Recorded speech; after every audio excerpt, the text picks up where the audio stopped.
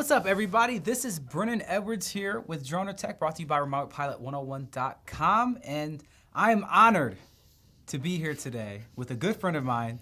This is David. Obviously, looks, if you can see from his screen, from NewPadrone, but I know David as one of the greatest FPV pilots that's ever lived. He's probably gonna refute that. But what's up, man? How you doing? Yeah, man. Trying to make me blush already, huh, man? Doing well, brother. How about you, man? Bro, all is well. Man, I'm really excited to talk to you because FPV is one of the things that I know the least about. Like everybody, I am a cinema drone pilot, but FPV, I've flown some, and I want to just see if you can give us a little bit of perspective about what it is, how to get into it, who you are. We're gonna go through all of it. So let's start off. How did you get into like being a drone pilot and doing FPV stuff? How did that happen? It's kind of a weird story a little bit, but you know how everything happens for a reason. I had messed with like music and video and professionally for a while, and like of course the advent of drones started becoming something that I noticed, but it was still kind of like a scary thing for companies to jump into because there was so much liability and risk involved. But so I kind of forgot about it once you saw like the first Phantom or whatever, and I was actually working on doing like farming and aquaponics with my father, and we were trying to build some stuff together. And outside we actually we had like a murder of crows that were just we couldn't outsmart them. They were killing tomatoes and corn left and right, and man, we tried everything, and like one day sitting around drinking some coffee with my pops, I was like, man, you should get me a drone, and then they won't know how to handle that one. And we just laughed it off, and then few months later in Christmas, he got me a drone and was like, hey, here you go, Merry Christmas, let's get those crows taken care of. And of course I forgot all about the crows when I got my first little toy drone. It was like a Blade 350 or something from Horizon Hobby, something like that. But it wasn't FPV, but it was like my first taste into drones, and it had like a little bitty 720 HD camera on it. So I started getting addicted to it little by little. And then as I was like trying to figure out how to upgrade it, once I started breaking stuff, I ran across a Mr. Steel and Rotor Riot video, and then mine exploded. I forgot This is all possible? about farm. Yeah. And it was like a really cool video with like, it was like a music video almost. It was him just like ripping around some mountains, but it was like an amazing song that I'd never heard before, and it was so synced up well with what he was doing, and it just literally blew my mind. I dropped everything that I was doing as far as working on the aquaponic stuff, and I had a lighting production company at the time, so I was really focused on that before, and then I just started really getting into it. And it led me into racing, which got me really addicted. And then Hold on, wait. We gotta story. stop you there. We gotta stop you there for a second. You said led you into racing. So yeah. drone racing is a really big deal now. Like it's on ESPN. Everybody seems to be aware of what it is because once you see it, you can't unsee it. But let's back up a little bit. Let's back up a little bit. Like for those who don't know, what is an FPV drone? Yeah, I waited until you took a drink. I waited until you took a drink to ask the question. So FPV stands for first person view. A lot of people think of drones like a Phantom drone or a little toy drone, and those are usually stuck in horizon mode. But FPV, the core of what it is there's a camera that's affixed to the drone. I can't believe I didn't have one with me. I need to grab one and show you a little bit. But basically, there's a camera that projects to your goggles, and you wear goggles, and it looks like a VR headset. Goggles, right? Yeah, it looks like a VR headset. I've been around downtown, flying at places, and someone comes up like, "Oh, why are you playing VR in the middle of the street, man? What's going on here?" So it looks just like that. But out of curiosity, could you actually grab one of those drones and goggles really quick? Because so you could just show us what you're talking about. Is that a possibility? Yeah. Hold on a second. Yep. So we're just gonna cut this part out, guys, because I thought it was important that we see it, and it's kind of cool to see it. Don't you think so, Cameron? Yes. We're just gonna cut this. We're gonna cut this part out right here. Yeah, it'll be cut out. Don't worry. What you say? So it'll be cut out. Don't worry. I'll see you. All right. Okay, cool. We're back in I'm just this. doing that. All right. That was a signal to the editor. that we're gonna cut that whole part. We're just gonna cut that whole part out. So I would say I'm just gonna ask you what the what FPV drone is, and let's just go from that again, okay? All right, that sounds great. All right. So you're talking about racing, but let's back up a little bit because I actually want to know, like, for those who don't know, what is an FPV drone? Well, FPV stands for first person view. And most people think of a drone just like a normal aerial photography drone, you know, a Phantom, something like that. It has self-level built into it. And you use it just, you know, it has a little gimbal on the bottom, and that's how you do your thing. But ours are actually like custom built. The first person view. I got one. Okay. Oh, yeah, man. It has the camera right here, and it actually projects to your goggles. Okay. And it's like you're flying from inside of the craft. And so, you know, it gives a whole different experience. Out-of-body experience, I've heard. Yeah, and it's like you're flying. You know, that's the major addiction for me, just besides all the tools that it can be used for and racing and everything. It's immersion. It's the closest you can feel to flight without putting yourself in potential harm's way on a major scale, you know. Yeah, and so... And the goggles. Tell me about the goggles. Like, I know everybody likes the idea of virtual reality or whatever, but I know that racing drone goggles are the whole thing. Yeah, this is what sets it apart a little bit as far as FPV. The camera projects a signal, and basically we use these and strap them on, and it's like you're flying from inside of it, man. And for the record, if you ever get to see footage of this man flying, he does the Stevie Wonder trick. You know, he's looking up and he's doing like this while he's flying because he's sitting down. And it's the best. I think it's funny. I know you're over there just like, Well, you can't control, when you're in an out-of-body experience, you can't really control what you're looking like, man. That's just what it is. Yeah, I'm not paying attention to that. I'm somewhere way far away, and then, you know, every time when I'm flying, you're around. Every time I go to land, I see the way I look, and I make fun of myself. But yeah, you do. I'm not even worried about that, man. I'm just worried about flying, and every time it's such a amazing experience in FPV. It's really like therapeutic in a lot of ways too, man. And so it's amazing. So drone racers, all of the drone racers are people that are flying with FPV goggles on. They're flying from that perspective, and they have set up race courses that they're flying. There's the Drone Racing League. Now, I don't know. Tell me a little bit, like, is in your brief way of saying it, like, what kind of experience do you have with drone racing? So when I started to get into everything, there was no one that flew FPV around me, and I wanted to become better at just flying and knowing everything, because it's very much hand built, and you have to know a lot of different things to get, like, build the craft and get it in the air and flying well. And so I knew having people around me and pushing me to be better is going to make me better. So there's an organization called MultiGP, multigp.com.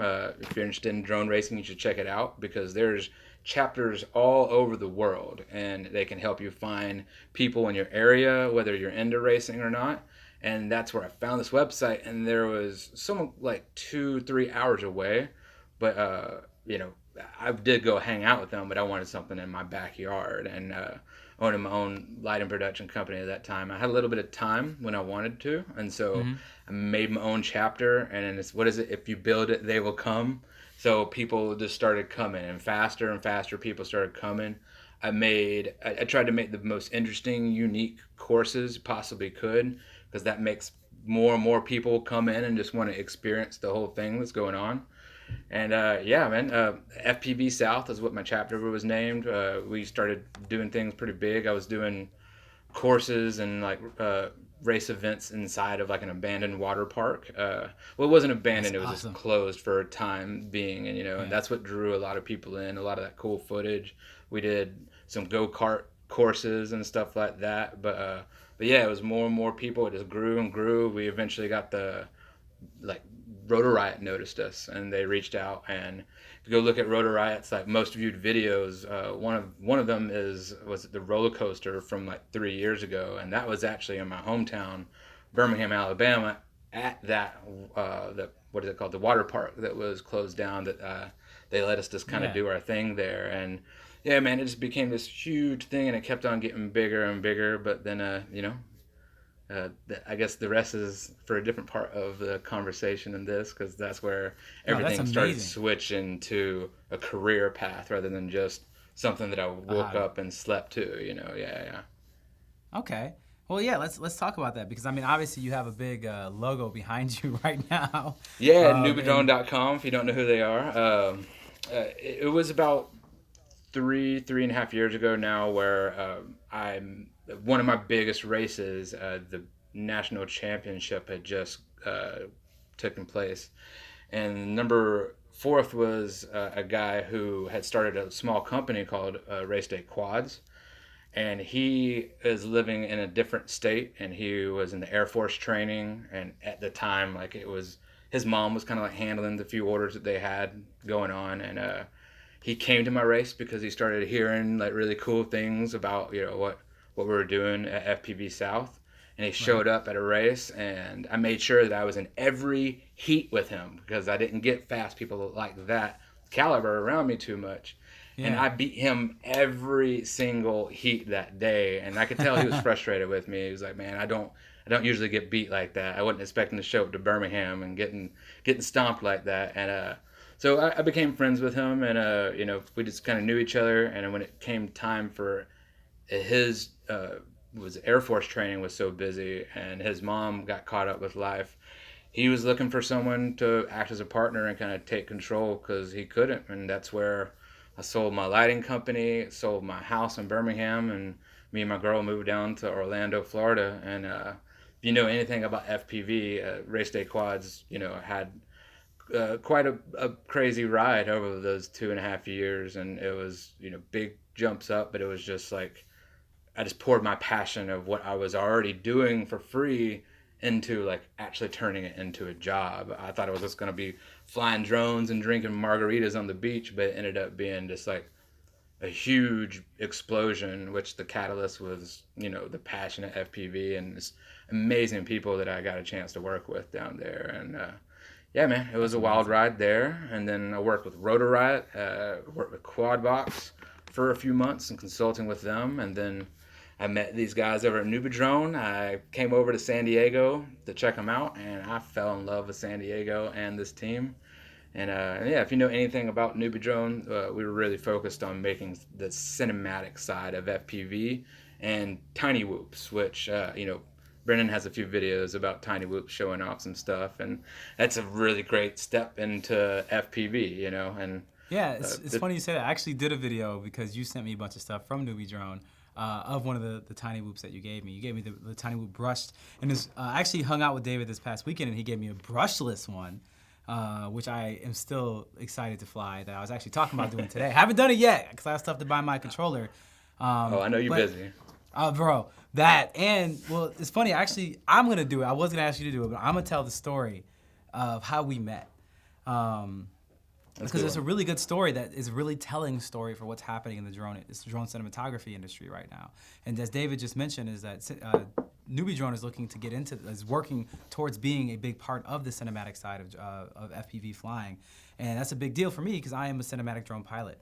And so I actually one day got a call from a producer I had done a lot of drone work for before, who asked me if I was available for this day, you know, like kind of thing, and said, hey, you know, this is a different request than what I normally ask you to do. But what I need you to do is show up, you know, pretty much help me with the paperwork to be able to get a drone pilot that we want to be able to fly because he doesn't have his Part 107. And he's not insured. He doesn't have all the things you need to have to be able to get a permit in LA. And I was just like, why would I do that? Like, why can't I just fly? He's like, well, they sent me they sent me your Instagram. Can you fly like this? And I was just like, no, I cannot do that. And so they're like, yeah. You're going to eventually, though. We're going to get you there. We're going to get there. We're going to get there. We're going to get there for sure. But at the moment, and at this moment, nah, can't do it. And so I was like, you know what? That's cool. I'll definitely do it. They were going to shoot a music video for Jay Cortez, as a musician, downtown LA.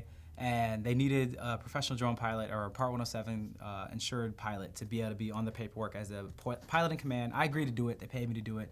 And at first I was like, I'm just going to show up and sit there and let him do his thing. But I met the guy, which is David, and he was so humble and chill and cool. It was just like, he pretty much, from the moment we met, like I think we talked on the phone the first time, he's like at first the producer introduced us, and then after that you were just like, yeah, so we got on the phone one-on-one, and you were like, all right, cool, so I've never been on set before. I don't really know what I'm doing. Can you help me? Kind of thing. And I was just like, oh, wow.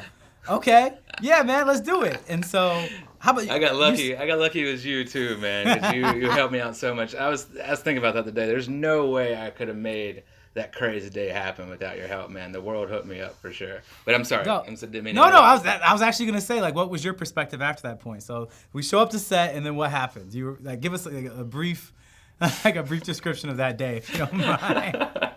Well, we did the checkout the day before, the spot Yeah, and the the scout. locations. Yeah, we and- scouted. Yeah. Yeah, we scouted, and I thought okay, well, yeah, this is gonna be cool. It's like focused. We got time. Everything's all good. Nah, man, no. You know, I guess No. that's kind of the norm. Things are always crazy when you're trying to pre-plan stuff, and there's factors you can't control. And Yep. I think I had like 40 or 50 batteries ready to go, man, and I ended You up did. using like 10 or 11 or something. It was such a small, short amount of time that I had to perform, and I didn't realize I was gonna be like the only like camera person really, and so everyone was like focused on me and you and making sure that we were ready. So it was definitely stressful, but the fact that I had you, like you were doing stuff that you just saw me do, you know, I didn't have to ask for your help. That, you know, my boy B right here just stepped No, it in was a and good like, t- made it was a sure good that I was time. comfortable, and yeah, man, I'm just blessed that I had someone as like professional and like knew what they were doing and cared enough to like make sure that your boy didn't stress himself out, because it was crazy. It was a crazy. Oh, I could have day, just let you man. fall though. Could have let you fall. But no, I mean, that brings up a really good point though. Is that like one of the things is I'm actually working with Remote Pilot 101. I'm going to be going on their cruise with them in October. That's meant for. I'm going to be teaching a seminar. I'm a keynote speaker on this cruise. You can check Ooh, it out at nice. remotepilot101.com and M0A. But I'm going to be On a cruise? speaker Wait, on a cruise? Yeah, it's on a cruise ship. You should come through, man. It's gonna be great. Yeah, I'm typing this up right now, real quick. Let me get It's this. in All right, October. all right. Yeah. But so I'm gonna be a keynote speaker, and one of the things I'm actually gonna be talking about is set etiquette. Because a lot of people like the idea of being a professional cinematographer on a drone set and think it's gonna be fun, but they don't realize what you found out that day is that there's a lot of things that if you haven't been on set before, you're not used to what the set protocol is and how to work and who to talk to, especially on a set that ended up being that big. Which for you felt big, but that was actually a really small set, to be honest. Oh, yeah, I'm sure. Yeah. Yeah. You don't know, you can feel really lost. And also, there's certain etiquette things that you're supposed to do and not do throughout the day that I was really helping David out with. And it's just like, he wants to say yes to everything the director tells him to do. But for me, I'm just like, tell me, can you actually do that? Is it safe? And you're just like, I don't know. And I was just like, no, just, and then I'll turn to the director and say, no, we're not going to do that. I'm not going to allow that. I'm the pilot in command. And then David was just like, oh my God, thank you. And with just even the safety factor too, there was some things that like he didn't understand what my tool was, and he was so used to what your kind of crafts are that there was that confusion. And of course, I'm like green. I'm just so nervous on what's going on. I'm focused on just flying and do the stupid dumb things that they want me to do. But you brought his expectations to a realistic level, so me and him could also like be on the same page too. And that was, it's really helpful. Just like this weekend we were flying, when like I'd see a spot and I'd be kind of out of ideas, having that third party that will tell you like what they could see out of it really helps. And so if you're not communicating with that person, or they don't know exactly how your tool is used, it can be like a very big case of the spinning tires for time that you don't have. So man. That is some of the realest advice that you can give in general for drone stuff, is that a lot of people, when they have an idea of what their expectation is, of what they want when they get a drone pilot on set, and setting that expectation is one of the most important things you can do, is saying like, look, safety is going to be first, story is second. And so, if you understand that and say, look, here's what is actually possible. Like, no, I cannot have the drone this close to your talent's face for the shot before you, so that's not going to happen. But what can happen is this and this, being flexible and being able to work with what it is that they want. Which brings me into, oh, go ahead, I'm sorry. And the last thing about that was, if you remember during the day at the end of that final shoot where all three guys were there, the one guy kept on like trying to like get in that angle at the camera, and it scared me because I was on a 5-inch craft with with no ducks on it. So here's this, multinational, worldwide, Grammy-winning artist that I got my craft flying next to, and he didn't understand the danger of it. And the guy, the director was like, get closer. You need to get closer. And I was safety, man. It's always safety first. Yeah, you But, gotta keep them back. Yeah, I remember that. yeah, Woo! but you know, again, that's where I was really stressed at the end. But you were just like an echo chamber for me, where I would be like, "Nah, I'm just worried about safety," and he kept on talking to me and asking me, and you were just like, square away and make sure that we're on the same frequency. It was super helpful. Yeah, man, it was a good day. And if you guys want to check it out, do you remember the name of the video, David, by chance? Oh yeah, I remember. Was it Jay Cortez is the artist, and it's Imaginaste. Imaginaste. It has literally millions and millions, like tens of millions of views. It's on YouTube. Imaginaste. That is me, and well, not me. I was just literally there. That is this man right here. That is his the team. footage. That's the That team is right there, man. Your footage is definitely worth it. Check out. It might be the first music video ever shot almost purely on an FPV drone, and it's pretty interesting. And it, like people really reacted to it. And so, because of that, like we've built a relationship now that he and I are actually working together. David and I are going to work together to do more drone cinematography. And that's why we met up this weekend, is for me to be able to teach David about how to be a storyteller with a camera. Is that it's not just that you have a camera on the front of this drone, it's about realizing how to make the camera and the feeling of a camera disappear. And so that you're really focused on the story aspect of what's happening and establishing a space and establishing a character, establishing a mood and things like that. And not saying, okay, because I can do a 1080 barrel roll, before, like in a half a second, that doesn't mean that you should. You know what I'm saying? Exactly. Because when I first started flying with David, every move he did was like crazy, because that's for racing. But I'm like, hey man, for cinematography, Gotta calm down. you gotta slow it down. But you also gotta show that you can do things that a regular drone can't. And I think we really were able to hit that middle ground in a beautiful way, because he taught me the capabilities of what his drone can do, so that, one of the most important things you can do as a drone pilot, especially a drone cinematographer, is getting stick time in and also getting teamwork together. And so this weekend I also taught him a lot about camera drones, how to fly an Inspire 2, how to fly an Inspire 1, how to fly a Mavic. He flew all those for the first time this past weekend, right? The I2 was wild too, man. I've been thinking about that ever since. It was, it's super interesting to be able just to only do the camera, because with FPV drones, you're locked into that right there. There is no gimbal that really controls that. So it's like you got to line up the GoPro or whatever HD camera you have with your FPV camera, and that's that. But the I2, where it's that, and then it's got a gimbal that can spin all around, is just blowing my mind so much, man. I cannot wait to get on that thing again, to be honest. Oh, dude, don't worry. You'll be back. We're going to do more of it. And so I think we've gotten a lot of good gems here, but I really want to leave everybody with something that's like, we've given a lot of good nuggets, but one of the biggest questions I'm sure you get all the time, and one of the first questions I asked you after I saw you do all the amazing things you did on that music video set is, if I was interested in learning about being involved with FPV flying, what could I do? How do I get started? Well, the natural progression that I did, that I really suggest to a lot of people when it's easier now with the items and the simulators are out there, is get a simulator and get a radio and take your time building your first craft if you want to jump straight into a 5-inch craft. So getting a radio and getting in the simulator and building your muscle memory is the most important thing about FPV, because I did that, but I built my first craft like fast in comparison to where my skill was. And I built it. Took me like a month to get in the air, and then like the third or fourth pack, I didn't have my reaction time and my muscle memory built up. So I literally like destroyed the whole quad, and I could have spent probably like a whole another month on the simulator. But it was such a good natural progression, because it was a nice monetary jump in too, versus buying your goggles, your craft, your batteries, your propellers, and you're gonna mess something up on your first build. And all this takes time, and having your radio that can hook up to a computer, and you can get that simulator time in to build your muscle memory and kind of understand some of the nuances of FPV flight. That's probably the fastest way to be ready for your first drone. Okay. But of course, there's people who are like, nah, I'm ready to jump right into it. And so there is, like I said, on your channel, I think you have a few videos about like tiny whoops. And this is what NewPadrone really helped push forward as far as this small technology with FPV. And we have all kind of different tiny whoops too, just depending on what kind of flavor you want. But It's a little drone about a big size of your hand. Again, I can't believe I don't have one. I should grab one before we go. And but a little bitty thing. It's got a camera on it, and pretty much you can turn anywhere into a drone race course, or you can freestyle around. But it's safe where if you run into your own face, it's not gonna hurt you. It's like 20 grams or something like that.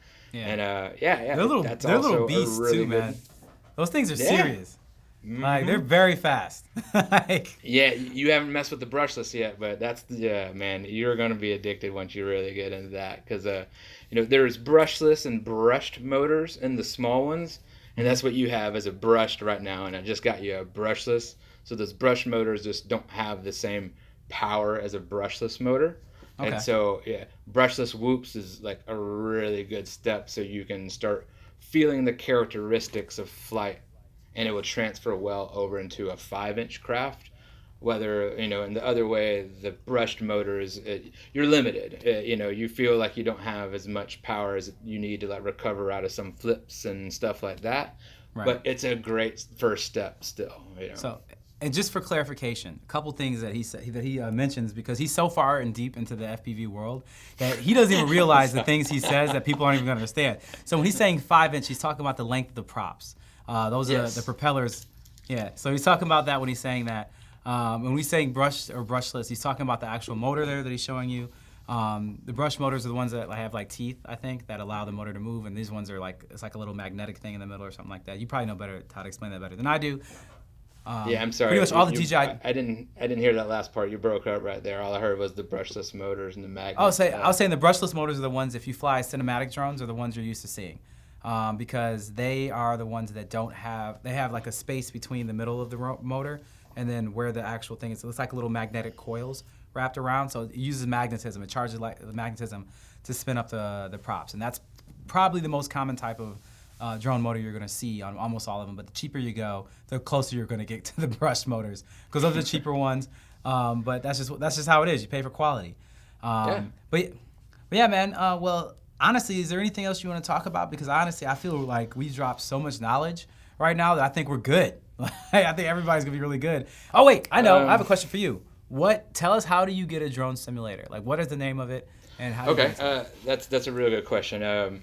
NewPadrone, we have something called a B-mote, which is just a little bitty remote, and it's handheld, really small, and that can hook this simulator, or you can get a remote that is like something like a Jumper T16 or a T18, something that you can spend like $150 to $200 and get the remote that's going to carry with you all the way up in FPV. Yep. But the biggest simulators are called, Velocidrone is probably my favorite. It's been around for a long time, and that's where I put all of my stick time in. Another one is Liftoff. And there's actually been a few more that have popped up here recently. It's crazy how these developers are actually spending time and just making, simulators left and right. One got released the other day, and he made a video game that was supposed to be like this MMO. So he made this crazy fantasy world, but I think the project got abandoned. So he just turned those worlds into an FPV simulator, and it's free on Steam right now. I can't remember what the name is at the top That's of my amazing. Head, but, I watched my buddy fly yesterday, and he's like diving these like angel statues, and there's all this magic stuff flying around. It was really weird, actually, but it's cool. That's really kind of cool. Awesome. Well, and just for reference point, when he says a simulator, you're not buying like a whole thing to put on. You're not putting on goggles. You're just downloading a simulator to your computer. You're connected the controller to the computer, Correct. And you're pretty much, it looks like you're playing a video game on the screen of your computer, but what you're actually doing is practicing for FPV flying, because you're in the first-person view, and you have a drone that there's no real danger of crashing because you could just fly it endlessly. The batteries last forever. You could just keep flying as long as you want, and you can get crazy amount of stick time and reaction time from doing that. Unlike, even if you had unlimited FPV drones available to you, there's no way you can get that level of stick time from an in-person drone. Just can't do it. No way. And you can also put yourself in weird situations that you would never normally be in. Like, a lot of these places has awesome sceneries, like shipyards and tall buildings and so on and so forth. So it can actually help you think about how you would attack those situations when you do get the chance to actually fly somewhere like that. You're prepared for it and not just flabbergasted by all the different options you have and you don't know what move to pull exactly. So they're super useful. And we're talking about drone racing. DRL is another one, which is the show that's on ESPN. Yep, and Drone they Racing have a League. simulator. It's on Steam, and I think like once a year they do a tournament, and anybody can join in. And if you're in the top X amount, you get to come out to New York and compete in their simulator tournament. And if whoever wins gets to actually be on the show. So Wow. you know, if you get really good at the sim, you have a possibility about making it onto the show too. But I'm telling you, 2 years ago, I was on those leaderboards, and I was just like, it's not a thing, man. If I practice a little bit harder, I could be up there with the top of them. But these kids are getting good, man. They're all like robots, man. It is wild, and it's cool just to see how far it's progressing in a short amount of time, you know. Yeah, man, and definitely seeing how that type of flying and flying with FPV is going to be changing the type of shots that we can see to storytell in cinematography is something that I'm looking forward to creating with you. Oh yeah, So I'm stoked. we're definitely going to see this man again. That's what it really comes down to, because there's going to be some video evidence of what we've created together that I'm actually already cutting together right now of what we shot this past weekend. So we're going to see it. And so if people want to see your flying, where can they see your flying, David? Like, where can they see it? Well, my name's Night Flyer, and so it's like normally Night Flyer FPV, and yeah, I got YouTube, Instagram. You know, I'm sure links might be below if Brennan I got allows you. it. But, Send me the but, links. You know. Send me the links. Yeah. And When he says you know, night, that's night with a K. Night with a K. You're right about that. Yes, sir. Dope. So Night Flyers out here. Thank you again, brother. I really appreciate it, man. This is our interview segment brought to you by Remote Pilot 101 on Dronr Tech. Out here with David, Doc, one of the dopest FPV pilots and future dope FPV cinematographer in the world. Technically, you already are. You already are. Dopest FPV cinematographer in the world. I'm going to say it. But thanks, man. I appreciate you being here, man. And Nah, man, I appreciate you, brother. All right, bro. I'll see you soon. See ya. Thank you.